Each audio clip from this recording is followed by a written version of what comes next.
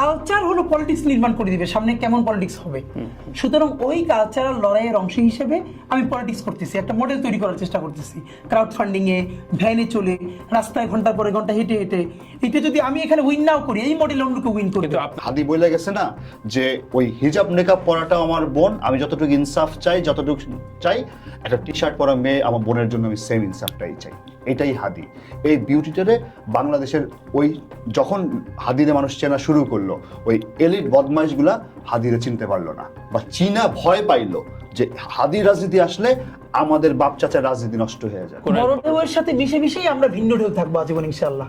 আচ্ছা, এটা এই স্বতন্ত্র বোধটা এই জন্য বলতে পারি যে এটাকে আমি বরিশালের ভাষা বলি খয়রাইত্যপনা, মানে ছোট লোকি যেটারে বলে। মানুষের বিভিন্ন ধরনের আকাঙ্ক্ষা বা অথবা বলে যে এক ধরনেরই থাকে যে এইটা আমি পাই নাই, হতাশাবোধ।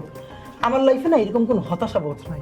জাবের এই মুহূর্তে যদি কইতো যে আমি ঢাকা, হাদি ভাই মইরা ফেলাইছে, আমি ঢাকা 8 নির্বাচন করব, জাবের রে কেউ হারাইতে পারতো না আল্লাহ ছাড়া। এই অনেস্টিটা হাদি ওদের মাথার ভিতর ঢুকাই দিয়ে গেছে।